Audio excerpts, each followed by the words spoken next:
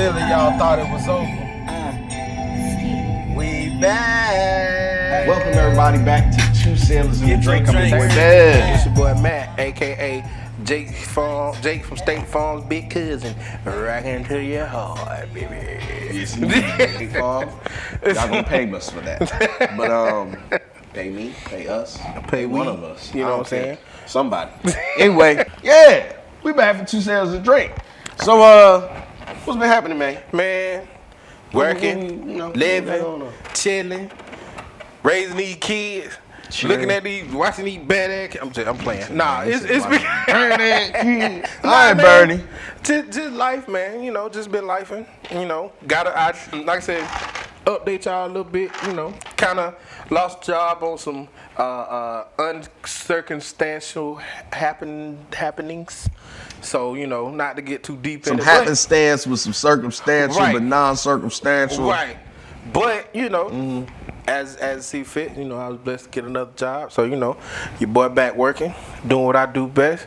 I love doing IT, so y'all know. You know, I'm just doing that now. Doing my thing. I might be getting going from temp to perm, so long as the paper coming in, I'm good. Oh, and I applied for my sleep apnea.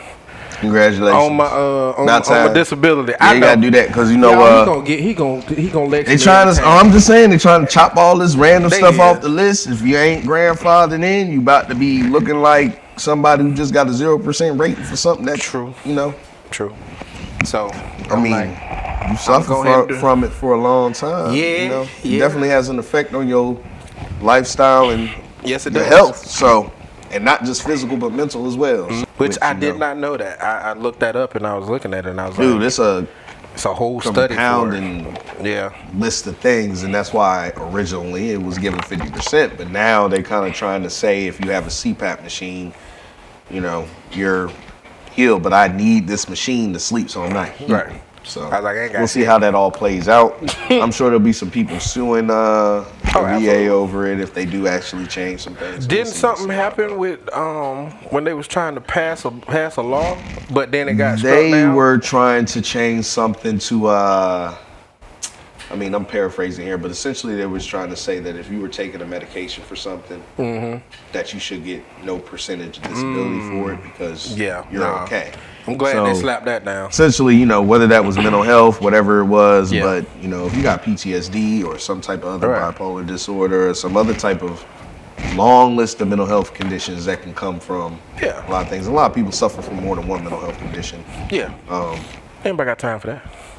Hey, take your medication, don't take your medication. Difference between that is life or death for some people. But y'all the reason Some of the I got on medication this- make people worse. So Right. I'm like, y'all the reason I got on this medication. Exactly. If I have to be on a medication, I'm not healed. So, you know, If like, it works, great. But that don't mean I'm okay because Right. I have to keep taking the I medication gotta keep taking it to be able to even I was do like, that. if you So- look on that bottle and it say, refill, unlimited. Said unlimited. It's a lifetime. Nah, they condition. don't do, well, the VA don't do no unlimited. Nah, they may not do it unlimited, but they'll tell you at But- least 2-3 years out, and then you gotta come but- get checked up again. Nah, they try to keep it once a year at Oh, okay. least. All They right. try to at least. Try to, but they give you Good so luck. much. So I guess Yeah. I'm speaking from seeing what my uncle and my brother-in-law. Something, and my if you dad don't let go through. anything lapse, yes, it's easy Yeah. to keep something going. If you let something lapse once, they own your hard. ass. Yeah, well, they're not on your ass, but it's just hard to get it back reinstated. And, Yeah. jump through hoops or whatever. But, Okay. you know, is what it is. You know. But hey, Other than that, you know, it's just gotta make it through. That's I what's know up. some of my people out here is going through FMLA and other stuff like that. I'm still Yeah. kind of on that path, on that journey, I guess you Still? could say. Yeah, but you know. because I was gonna say, how's that going? It's going. I learned some things about myself. You know, corporate might not necessarily be it for me no more. So, You know, just because once you've been behind the curtain, yeah. boy, So that's funny. sometimes you can't look back and you can't operate the same way. It's funny you say that because I did learn something about myself. Even though I've always said, and you know, Jay he'll vouch for him too, because we always just be like, man, I can't work from home. I can't do work from home. I can't do this. I can't do that. It's kind of hard to do for some people. However, I'm kind of starting to see where the benefit of it for me would probably be okay.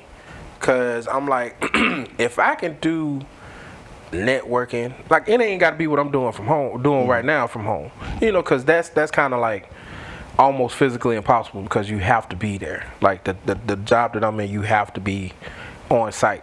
But if I'm able to move up, which I am in the process of, you know, trying to get my certifications and stuff like that. If you move up and you go into something that allows you to be able to, you know, either whether you want to come in or have that ability to be able to come in or stay home, I was like, man, if you think about it, it's a lot of savings that you got for gas, food.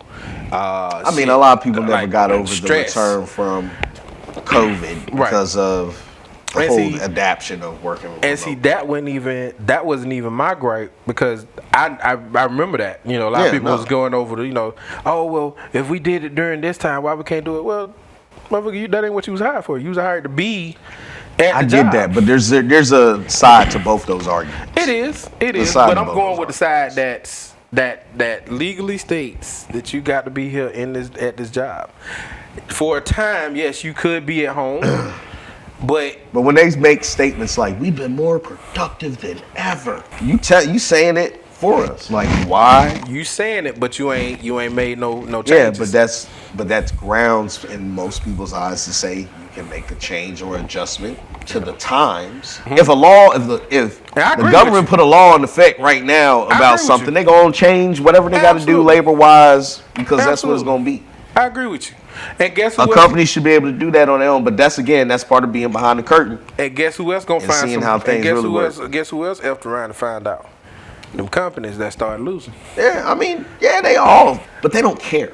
They don't, because legally they are required to take care of the shareholders. They're supposed to do whatever's in the best interest of the shareholders. So if that means laying off 2,000, 3,000, 4,000, 20,000 fucking people, they're gonna do it. Right. And that was part of the hard part for me being behind the curtain. Right. My whole job was supposed to be taking care of people and helping people, but I'm really ushering people out the door. Yeah. I'm really kind of being Grim Reaper of the office and kind of, hey, it's okay. You got benefits. It's all right. It's all right. You know, no, that shit started to weigh on you after a while. And it was a lot of, I say it's a lot of pressure in the management position when you not getting the resources or the assistance or help from your supposed leadership. So that should have had you really, really stressed the fuck out. Yeah. And when you can't get no headway in the work, good night, man. Yeah. You working from behind and working on the weekend all the time, that shit is not the whole point. They gonna sit there on the call talking about some work-life balance. Balancing this weekend working for you, Mr. Man. Mr. Man. What you talking about? That part. So now, man, I feel you. Like I said, other than that, I said, man, you get to a point where you feel like this shit's just not even worth it. Right. Yeah. Nah, I mean, that shit definitely screwed up my damn ability to work in a corporate setting, especially corporate setting. Especially corporate setting. Some of that also comes from being in the military, though. I think we got a certain way that we've been trained to operate and handle certain stressors. That's a lot of stuff that people don't talk about either. And then you come into this work environment and you don't really get rewarded necessarily for working hard. Right. You weren't necessarily rewarded for working hard in the military. Right. But if you did, you could at least possibly get some type of recognition. You could. Man. Depending. And like I said, that's a lot. I don't think it worked that way. That's a thing that people don't talk about a lot. Coming out of the military and then getting acclimated to, if you haven't already started the process of being acclimated to, because I'm speaking from experience, I was not acclimated to coming out here when I got out. I done worked multiple different jobs and I still I don't feel like I can. Right.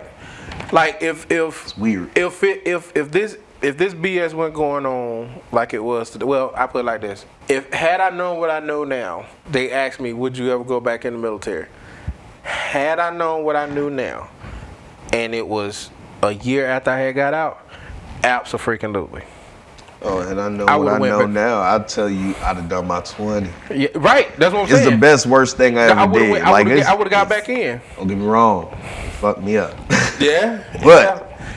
But like the benefits and everything like that, ultimately, Yeah. are the things that I take pride in. Right.